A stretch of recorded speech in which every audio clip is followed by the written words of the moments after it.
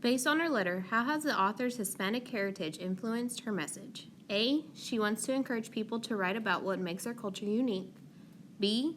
She wants to communicate the idea that a person from any culture can be a writer. C. She wants to celebrate the accomplishments of Hispanic authors. D. She wants to emphasize the importance of storytelling in Hispanic culture. How does the author organize paragraphs 8 through 10? A. By listing common practices used by writers. B. By comparing strategies writers use to develop their ideas. C. By stating reasons writers avoid trying different techniques. Or D. By identifying problems writers encounter while revising their work. The author uses the questions in paragraph 4 to A. Suggest that her opinions were not accepted by others. B. Prove that maturity has enhanced her ability to write. C. Show that there are benefits to being able to speak two languages. Or D. Explain how false assumptions kept her from pursuing her interest in writing. Which sentence from the letter best supports the author's claim that reading helps writers develop their skills? A. Without practice, you will never learn to hear and sing your own unique song. B. Revising is now one of my favorite parts of being a writer, though I didn't always feel that way. C. We're curious to see what others are doing with words, but what is more important, we like what happens to us when we open a book, how we journey into the pages. D. In the last 20 years, I've spent more and more time writing my own books for children and adults. In paragraph 1, the word intimidating means A. Encouraging, B. Confident, C. Fearless, or D. Frightening. Which lines from the poem reflect a lesson that the speaker learns? A. In lush gardens, the word will bloom up all around you. B. Quickly marching words all in a line. C. Start with any scribble, and soon the ideas will form. Or D. Hello words, hello victory.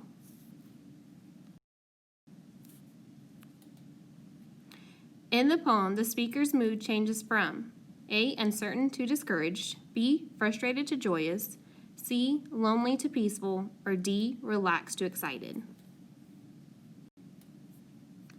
Stanza 2, the poet's use of a metaphor suggests that A. Words help writers generate ideas, B. Ideas can overwhelm writers, C. Exercise helps writers develop their thoughts, or D. Writers depend on others to complete their work. Read these lines from the poem. Here it is again. That ghostly blank page, staring me down, glaring at me in defiance. Here, the page says, place your words here. These lines highlight the speaker's discomfort because they show that A. The page does not provide the speaker with useful ideas. B. The speaker does not feel like writing at that particular moment. C. The page appears to be taunting the speakers. D. The speaker is unsure where to write his thoughts. Based on the last stanza, the reader can conclude that the speaker A. Wants to write about winning a race, B. Hopes to finish writing soon, C. Has begun expressing ideas freely, D. Hopes to learn organizational skills. Both the author of the letter and the speaker in the poem would most likely consider a blank page to be A. Distraction, B. Challenge, C. Mystery, or D. Commitment. Read lines 6 through 10 from the poem. Fill my lines, crowd me with words, all kinds of words, happy, joyous words, angry, jangled words, burdened words, sad words. Which sentences from the letter expresses the same idea as these lines from the poem? A. We don't just talk about writing. We sit by ourselves, inside or outside, writing at airports or on kitchen tables, even on napkins. B. I've learned that some writers are quiet and shy, others noisy, others just plain obnoxious. Some like enchiladas, and others like sushi. Some like rap, and others like rancheras. C. When I was in grade school in El Paso, Texas, where I was born, I read comic books and mysteries and magazines and library books. I was soaking up language. D. Living hurts. So sometimes we write about a miserable date, a friend who betrayed us, the death of a parent. Some days, though, we're so full of joy, we feel like a kite. How does the author's purpose for writing in Dear Fellow Writer differ from the poet's purpose in what the page says? A. Mora persuades people to start writing, while the poet describes a writer's effort. B. Mora provides information about writing strategies, while the poet encourages a writer to use specific strategy. C. Mora describes the writing process for readers, while the poet does not. Or D. Mora entertains readers with a story about writing, while the poet does not. Read these excerpts from the letter and the poem. Writing is my way of knowing myself better, of hearing myself, of discovering what is important to me and what makes me sad, what makes me different, what makes me me, of discovering my own true name. Know how to find the key, to unlock inside me that treasure chest, chock full of brilliant words and thorny thoughts.